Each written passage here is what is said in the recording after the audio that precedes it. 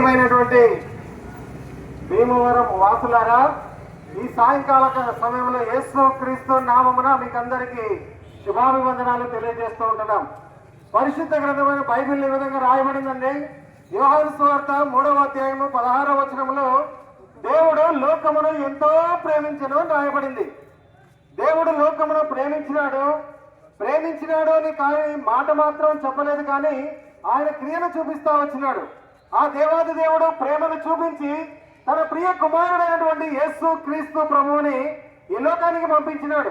యేసు క్రీస్తు ప్రభు ఈ లోకానికి రావాల్సిన ప్రధానమైనటువంటి కారణం ఏమిటి అంటే పాపులను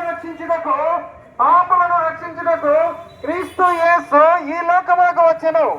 పాపి ఎవరు అంటే ఈ లోకంలో పుట్టిన ప్రతి ఒక్క మానవుడు జన్మ కర్మ పాపి అయి ఉంటున్నాడు.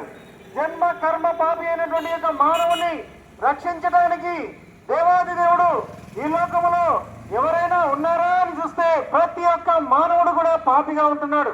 ఒక పాపి మరొక పాపిని రక్షింపనేరడు. ఒక గుడ్డివాడు మరొక గుడ్డివాడికి త్రోవ చూపించలేడు. చూపించగలిగినట్లయితే వారు ఇరువురు కూడా గుంతలోనే పడిపోతారు. క్రీడ ఈ లోకంలో ప్రతి ఒక్క మానవుడు పాపి కాబట్టి తన ప్రియ కుమారుడైనటువంటి యేసు క్రీస్తు ప్రభుని ఈ లోకానికి పంపించినాడు. యేసు క్రీస్తు ప్రభు ఈ లోకంలో మరి ఎలా వచ్చినాడు అంటే ఆయన జన్మ ఎలాగుంది అంటే ఆయన కన్య మరియ గర్భము ద్వారా జన్మించినాడు.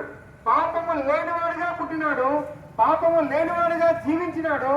ఆయన పాపము లేనివాడిగా మరణించినాడు. పాపము లేనివాడిగా ఆయన కలవరి శిలువలో తన యొక్క రక్తాన్ని కార్చినాడు.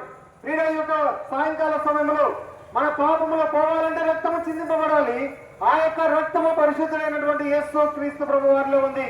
పాపరహితుడు తన రక్తానంతా కూడా కలవరి శిలువలో నీ కొరకు నా కొరకు చిందించినాడు. ఈ సాయంకాల సమయంలో నేను కూడా పరలోక రాజ్యం వెళ్ళాలని, పరలోకంలో నిత్యం ఉండాలని దేవుడు ఆశించి ఈ యొక్క కార్యమును తన ప్రియ కుమారుడైనటువంటి యేసు క్రీస్తు ద్వారా మనకు జరిగించినాడు.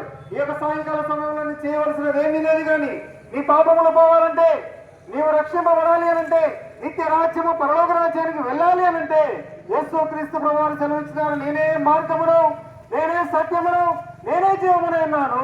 నా ద్వారాను తప్ప ఎవరు కూడా పరలోక రాజ్యంలోనికి ప్రవేశింపలేరు అని రూఢిగా సెలవిస్తూ వచ్చినాడు. అంత మాత్రమే కాదు, నీ కొరకు నా కొరకు ఆయన కలవరి శిలువలో తన ప్రాణమును అర్పించినాడు. ఆకాశానికి భూమికి మధ్యలో వేలాడుతూ తన యొక్క చివరి రక్తము బొట్టు కూడా మన కొరకు చిందిస్తూ వచ్చినాడు. ఈ సాయంకాల సమయంలో ఆయన ప్రేమతో ఆహ్వానిస్తుంటున్నాడు. ప్రయాసపడి పాపభారం మోసుకొచ్చిన సమస్త జనులారా నా యొద్దకు రండి అని అంటున్నాడు. ఎందుకొరకు అంటే ఆయన మన కొరకు ప్రాణం పెట్టినాడు కాబట్టి ఆయన ప్రాణం పెట్టి తన చేతులు చాచి అడుగుతూ ఉంటున్నాడు. ఎవరైతే ఆయన యందు విశ్వాసం ఉంచుతారో, ఎవరైతే యేసు ప్రభువా నేను పాపిని, నా పాపములను క్షమించు, నా హృదయంలోనికి రా అని ఎవరైతే అడుగుతారో ఆయన క్షమించడానికి సిద్ధంగా ఉన్నాడు. ఇది మతము కాదు, పరలోక రాజ్యానికి వెళ్ళేటువంటి మార్గమును యేసు క్రీస్తు ప్రభు వారు మన కొరకు తెలియజేస్తూ ఉంటున్నారు. ఆయన ప్రేమ కలిగిన దేవుడు, ఆయన ప్రేమించి తన ప్రాణము పెట్టి ఆయన చేతులు చాచి అడుగుతూ ఉంటున్నాడు. ఎవరైనా సరే, ఏ యొక్క మరి వర్గానికి చెందిన వారు అయినా సరే, యేసు క్రీస్తు ప్రభు ప్రేమ కలిగిన దేవుడు, ఆయన ప్రాణం పెట్టిన దేవుడు ఈ సాయంకాల సమయంలో నిన్ను రక్షించి ఆ నిత్య రాజ్యంలోనికి తీసుకుని వెళ్ళాలని ఆశిస్తూ ఉంటున్నాడు. ప్రియులారా, మేము ఇంకా ఎక్కువగా చెప్పాలంటే మాకు చాలా ఉంది, కానీ మరి చెప్పడానికి సమయం లేదు కాబట్టి మా వద్ద బైబిల్ నుంచి తీయబడినటువంటి కొన్ని కరపత్రికలు ఉన్నాయి, ఉచితంగా ఇస్తున్నాం. దయచేసి తీసుకోనండి, చదవండి, సత్యాన్ని గ్రహించండి. ఆ యొక్క సత్యము మిమ్మల్ని స్వతంత్రులుగా చేస్తుంది. ఇంకా అధికంగా తెలుసుకోవాలని ఆశించినట్లయితే భీమవరంలోనే రెడ్డి కాలనీ మరి ఆ యొక్క ప్రాంతంలో ఎప్పుడైనా ప్రార్థనా మందిరం ఉంది. మీరు అక్కడికి వచ్చినట్లయితే మీ యొక్క ప్రశ్నలకు జవాబులు ఇవ్వబడతాయి. దయచేసి మీ అందరి కొరకు మేము ప్రార్థన చేసి ముందుకు వెళ్తాం. మోహన్ రావు గారు ప్రార్థన చేస్తారు. చివరి ప్రార్థన.